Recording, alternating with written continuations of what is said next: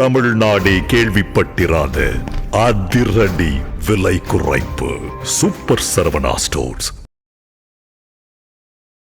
எந்த அளவுக்கு ஓபிஎஸ் இறங்கி போனாருன்னா எனக்கு எந்த பதவியும் வேண்டாம். வந்து அமித்ஷா கூப்பிட்டு தான் அவர் போயிருக்காரு. அங்க அமித்ஷா என்ன பண்ண பாஜக வந்து என்ன பண்ண போகுது இந்த விஷயத்துல, நீங்க ஏதாவது பண்ண போறீங்களா இல்லையா? கடைசியா ஒரு தினகரனையும் கூப்பிட்டாங்க. ஏன்னா அவரும் என்டிஏல இருந்து விலைக்கு போயிட்டார் இல்லையா, அவரையும் கூப்பிட்டாங்க. ஆனால் அவருக்கு ஒரு விஷயத்துக்கு தெளிவாக இருக்காரு. இந்த மாதிரி விஷயங்களை நீங்கள் ஒத்துழைத்து நீங்கள் செயல்பட்டீங்கன்னா நான் அதுக்குள்ளே வந்து ஒரு சேர முடியாது. தாவேக்காவுக்கும் போகிறதுக்கான வாய்ப்பு இருக்கலாம். அந்த மாதிரி அசைன்மெண்ட் கொடுக்கப்பட்டிருக்குன்னு சொல்கிறாங்க. ஆமாம்,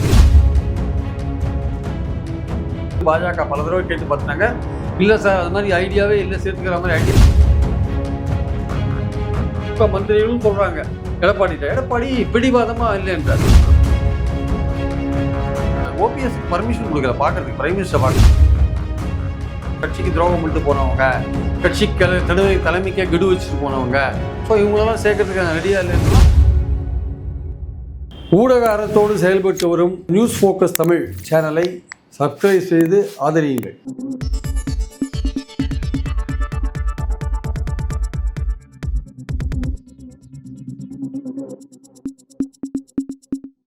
வணக்கம் சார்.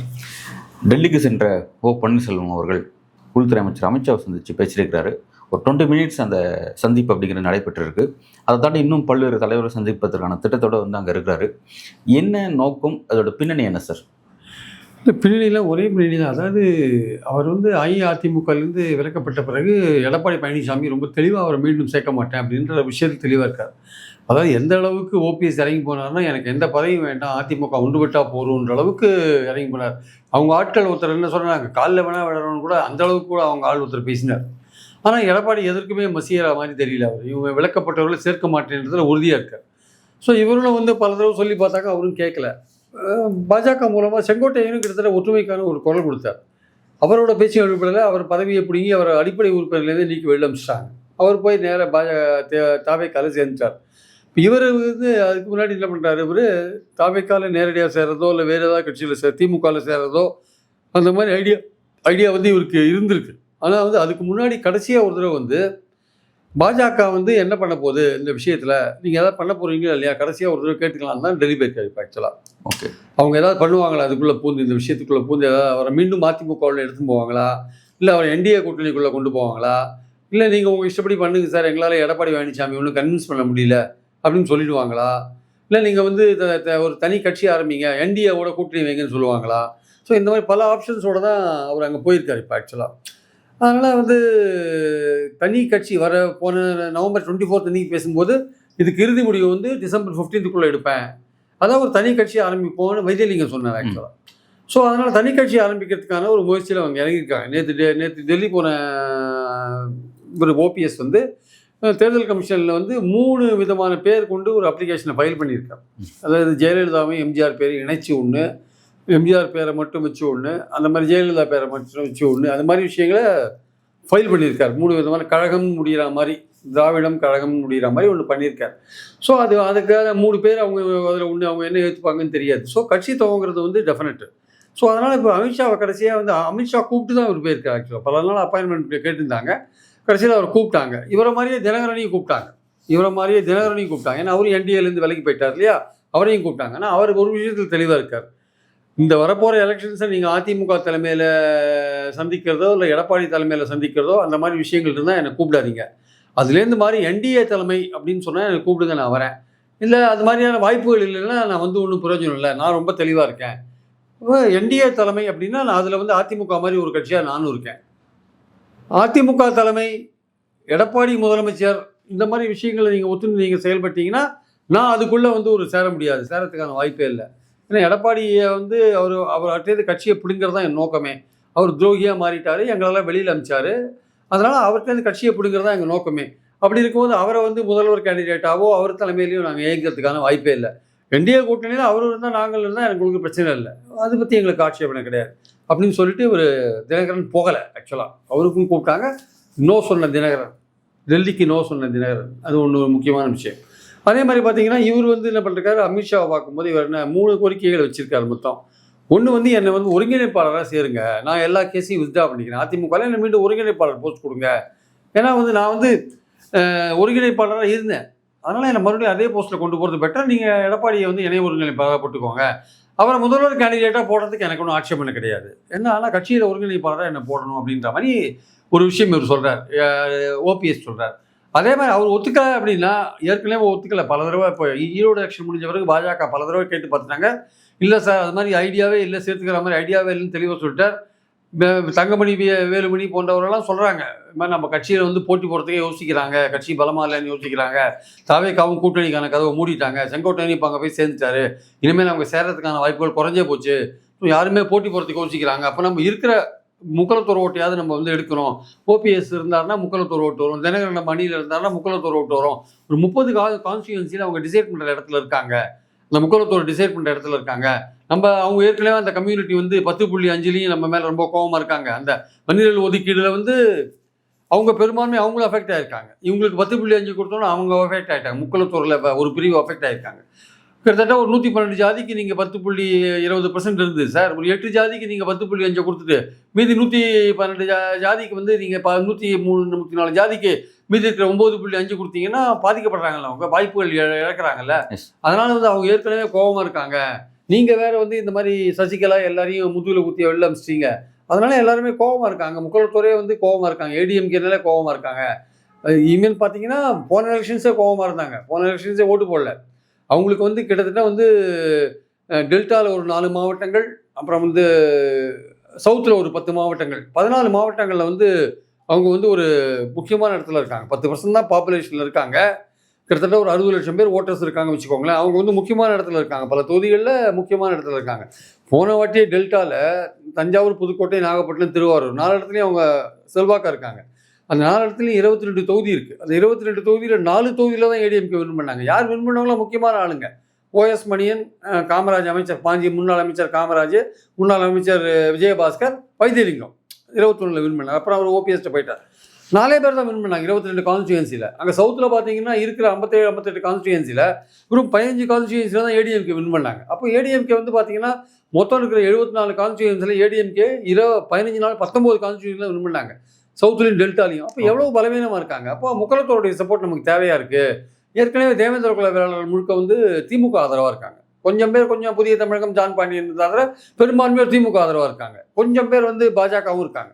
அப்படி இருக்கும்போது முக்கலத்தோர் ஓட்டு வந்து ஜெயலலிதா மறைவுக்கு அப்புறம் கொஞ்சம் சிதறி போய் கிடக்கு. ஆக்சுவலாக ஏடிஎம்கே கிடையவே கிடையாது, கொஞ்சம் பாஜகவுக்கு கொஞ்சம் போகிறாங்க, திமுகவுக்கு பெரும்பான்மை போயிருக்காங்க, ஏடிஎம்கே கிடையவே கிடையாது, அந்த லெவலில் இருக்குது. இப்போ அதனால் வந்து நம்ம வந்து எப்படியாவது வந்து அந்த ஓட்டை வாங்கணும்னா நம்ம இவங்களெல்லாம் சேர்க்கணுன்ற விஷயத்த அதிமுக மந்திரிகளும் சொல்கிறாங்க. எடப்பாடி பிடிவாதமாக இல்லைன்றார். இப்போ பாஜக மூலமாக ட்ரை பண்ணி கடைசி சான்ஸாக தான் இப்போ போயிருக்காரு. லாஸ்ட் மினிட் எஃபர்ட்ஸ் தான் எடுக்கிறார். இப்போ அதாவது வந்து என்னை வந்து ஒருங்கிணைப்பாளராக உள்ளே சேர்க்கணும், அது சான்ஸ் இல்லைன்னா வந்து என்டிஏ கூட்டணி அது இதுன்னீங்கன்னா அதுக்கான வாய்ப்புகள் நான் கட்சி ஆரம்பித்த பிறகு யோசிச்சு சொல்கிறேன். என்டிஏக்குள்ளே வாங்கன்னு நீங்கள் சொன்னீங்கன்னா நான் யோசிச்சு சொல்கிறேன். இல்லை நீங்கள் இதுக்குள்ளே அதிமுகக்குள்ளே என்ன நீங்கள் கொண்டு போகிறதுனா உடனே கொண்டு போங்க அப்படின்ற மாதிரியான பேசிட்டு கொண்டு போங்கன்ற மாதிரி.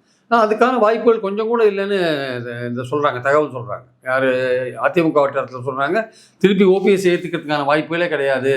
ஏன்னா அவர் வந்து ஏற்கனவே அவர் கேஸ் போட்டது ஒரு பக்கம், அது வித்ட்ரா பண்ணிடுவார். இருந்தாலும் அவர் ஏற்றுனாருன்னா வந்து மறுபடியும் ஒரு பிரச்சனை வரும், குடைச்சல் வரும், இரட்டை தலைமை அது இதுன்னு பிரச்சனை வரும்.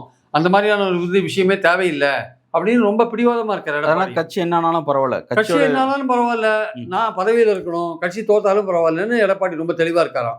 இருந்தாலும் வந்து அவங்க பாஜக என்ன சொல்கிறாங்க, உங்கள் நன்மைக்காக தான் நாங்கள் சொல்கிறோம், உங்களுக்கு தான் முதலமைச்சர் கனவு இருக்குது, நீங்கள் தான் அனைவரையும் அரவணைத்து கொண்டு போக வேண்டும், நீங்கள் இது மாதிரி இருந்தீங்கன்னா நீங்கள் தோத்தீங்கன்னா உங்களுக்கு தான் முதலமைச்சர் போய் நாங்கள் ஆட்சிக்கு வர போகிறது இல்லை, எங்களுக்கு வந்து பார்லிமெண்ட் தான் முக்கியம். எங்களுடைய பிளானில் வந்து தமிழ்நாடு இப்போ இல்லை, அது இன்னும் ஒரு 5-6 வருஷம் கழிச்சு நாங்கள் 31 கூட பார்த்து போனாங்க, எங்களுக்கு ஒன்றும் ப்ராப்ளம் இல்லை. எங்களுக்கு அடுத்தது தெலுங்கானா இருக்குது, எங்களுக்கு கேரளா இருக்குது, அதெல்லாம் முடிச்சுட்டு தான் நாங்கள் இங்கே வருவோம்.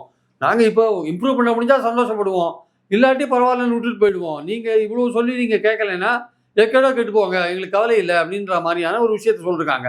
சரி, அவங்க சொல்லிட்டா கூட இவர் ஓபிஎஸ் கடைசியாக ஒரு தடவை பாஜக தலைவர்களை பார்த்து, நீங்கள் ஒரு தடவை கடைசியாக உங்ககிட்ட கேட்குறேன், தனி கட்சி ஆரம்பிக்கிறதுக்கு முன்னாடி நீங்கள் வந்து என்ன எஃபர்ட்ஸ் எடுக்க போகிறீங்க, என்ன பண்ண போகிறீங்க, நான் எவ்வளோ நாள் தான் வெயிட் பண்ணுறது, எங்கள் ஆதரவாளர்கள்லாம் திமுகவுக்கு போகணும்னு சொல்கிறாங்க, இல்லை வந்து தாவேக்காவுக்கு போகணும்னு சொல்கிறாங்க, ஒரு கட்சியாக ஆரம்பித்து நம்ம கூட்டணியும் அங்கே போயிடலாம்னு சொல்கிறாங்க.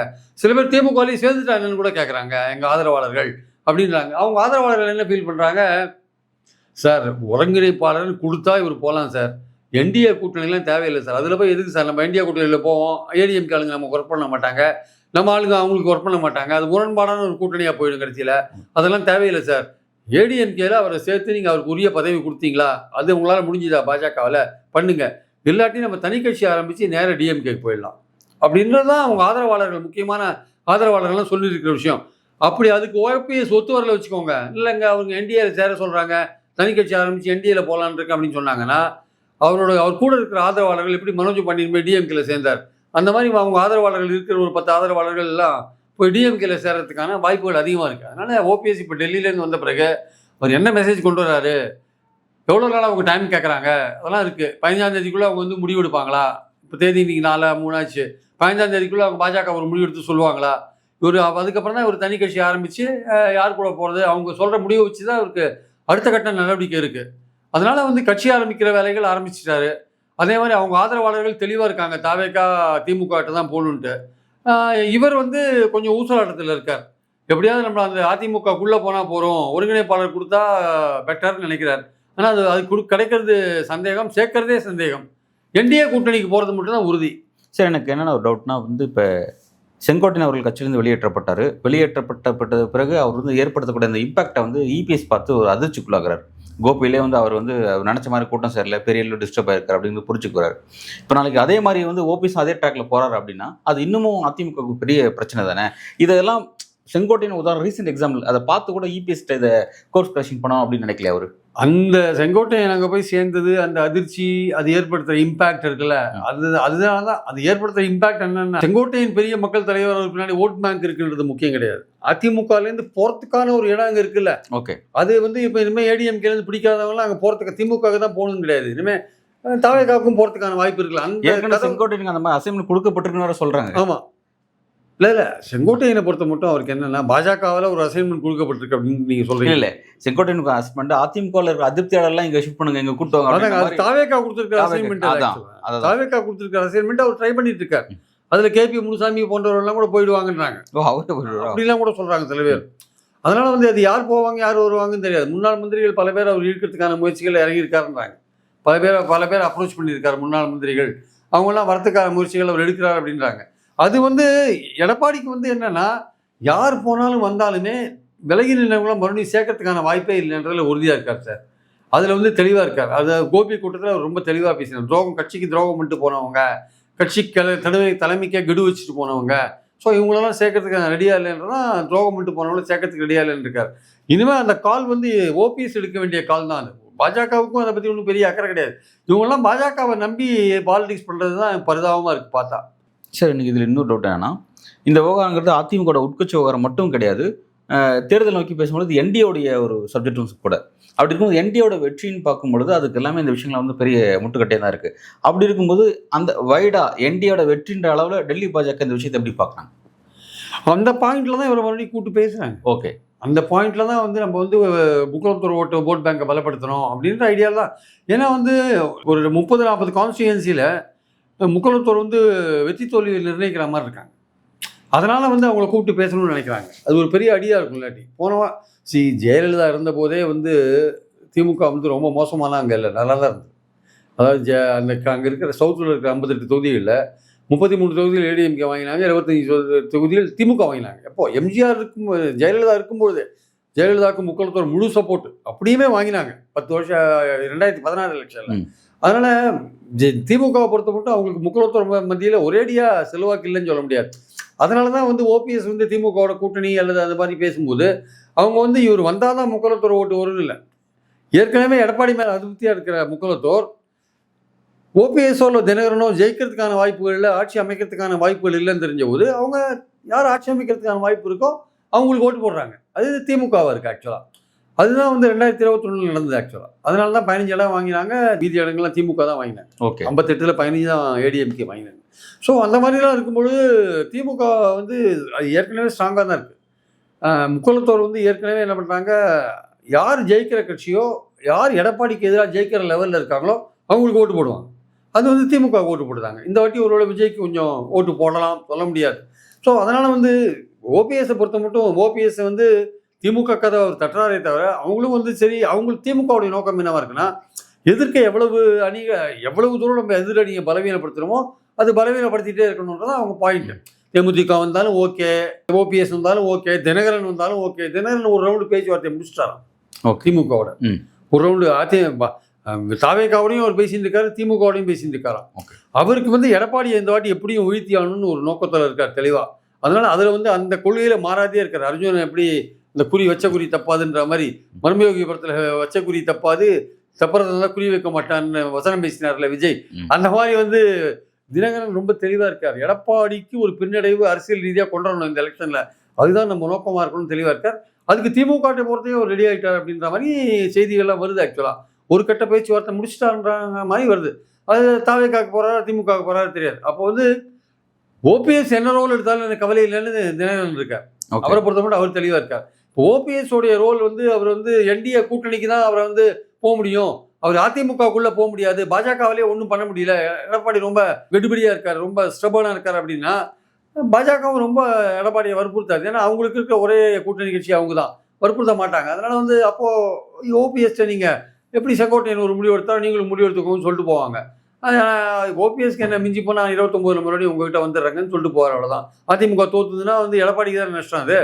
அதனால் இப்போ இருக்கிற சூழலில் வந்து போயிட்டு வரணும். அவர் ஓபிஎஸ் வந்த பிறகு அவர் என்ன சொல்கிறாரு பார்க்கணும். 15ஆம் தேதிக்குள்ளே வந்து அவர் எடுக்கிற நடவடிக்கையை பொறுத்து தான் பாஜகவோட பேச்சுவார்த்தைகள் எப்படி போச்சு, அது இவருக்கு ஓபிஎஸ்க்கு சாதகமாக இருக்கா, இல்லை எடப்பாடி இன்னும் ரொம்ப உறுதியாக இவங்களை சேர்க்கக்கூடாதுன்றதுல உறுதியாக இருக்காரா, இல்லை என்டிஏ சேர்த்தா போகிறோன்னு ஓபிஎஸ் நினைக்கிறாரா, புது கட்சி ஆரம்பிக்கிறதுக்கான ஒரு அப்ளிகேஷன் கொடுத்துட்டாரு, அது என்ன மாதிரியான ஆரம்பிக்க போகிறாரு, என்ன ஏது, இல்லை எதுவுமே வேண்டாம் நமக்கு எதுவுமே ஒத்து வராது, நம்ம திமுகவோட ஏற்கனவே பேசுகிற மாதிரி போயிடலாம் அப்படின்னு நினைக்கிறாரா, இல்லை தாவேக்காவுக்கு ட்ரை பண்ணி தினகரன் அவரும் தாவேக்காவுக்கு போகிறாங்களா.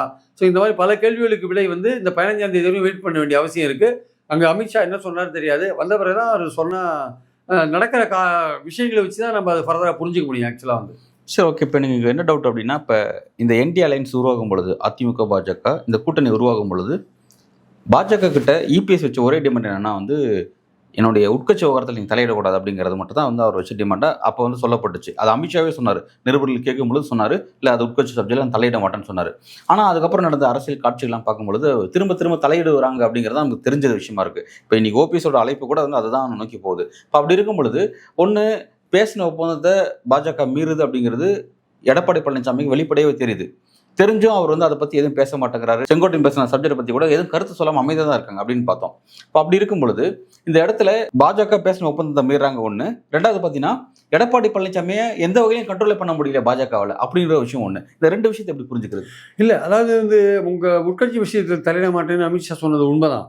ஆனால் அடிப்படையான விஷயம் என்னன்னா, என்டிஏ கூட்டணியை பலப்படுத்த வேண்டிய கட்டாயம் அவங்களுக்கு இருக்குல்ல. அதிமுகவும் பலவீனமாக இருக்குது, பாஜகவுக்கும் எதிர்மறையான ஓட்டுகள் இருக்குது. திமுகவுடைய வெற்றிக்கு முக்கியமான காரணம் பாஜகவுடைய எதிர்மறையான ஓட்டுகள், பாஜக எதிரான ஓட்டுகள் தான் திமுக வெற்றிக்கு முக்கியமான காரணமாக இருக்குது. அதனால் இப்படி நம்ம பலவீனமாக இருக்கும்போது நம்ம கட்சிகளில் யாரும் வந்து சேராத இருக்கும்போது நம்ம அவங்களுக்கு வந்து இதை பலப்படுத்த வேண்டிய அவசியம் இருக்குது. பீகார் எலெக்ஷனுக்கு அப்புறமே எடப்பாடி சொல்லிட்டாங்க, யோசிங்க, நீங்கள் எல்லாரையும் சேர்க்கறத பற்றி யோசிங்க, கட்சிகளை சேர்க்கறத பற்றி யோசிங்கன்ட்டு.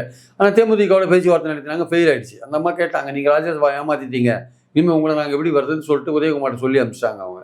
அதனால் அதுக்கப்புறம் மறுபடியும் ஒரு பாசிட்டிவ் சைன் ஓப்பன் பண்ண மாதிரி தெரிஞ்சு பிரேமலதா அவர்கள். பிரேமலதா எல்லாரோடையும் எல்லாருமே தோழமை கட்சின்னு சொல்லிட்டு இருக்காங்க. அவங்க எல்லாரோடையும் ஒரு கதை ஓப்பன் பண்ணி வச்சுருக்காங்க. தாவேக்கா கூட மட்டும் ஓப்பன் பண்ணலன்னு நினைக்கிறேன். திமுக ஓப்பன் பண்ணிருக்காங்க, அதிமுக பாஜகட்டையும் ஓப்பன் பண்ணிருக்காங்க. தாவேக்காட்ட வந்து அவங்களுக்கு ஒரு ஈகோ ப்ராப்ளம் இருக்கலாம் அவரோட, விஜயோட போகிறத பற்றி அதோட. ஸோ அதனால் வந்து அவங்க என்டிஏ வந்து கூட்டணியோட இன்ட்ரெஸ்ட்டை பார்த்து இப்போ இந்த ஆக்ஷனை எடுக்கிறாங்க கையில்.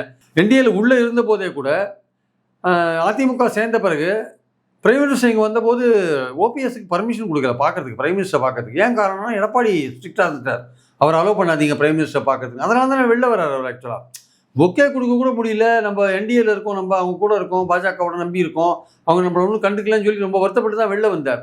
ஆனால் இப்போ பாஜகவுக்கு என்னென்னா இந்த கூட்டணியை பலப்படுத்த வேண்டிய அவசியம் இருக்கிறதுனால உள்கட்சி விஷயத்தில் தலையிட மாட்டோம்னு சொல்லி கூட அவங்க வழியில் தலையிட வேண்டிய கட்டாயத்துக்கு தள்ளப்படுறாங்க. தமிழக தேர்தல் களம் அடுத்த கட்டம் எப்படி நகரப்போகுது அப்படிங்கிறது பொறுத்திருந்து பார்க்கலாம் சார். நன்றி. நன்றி சார்.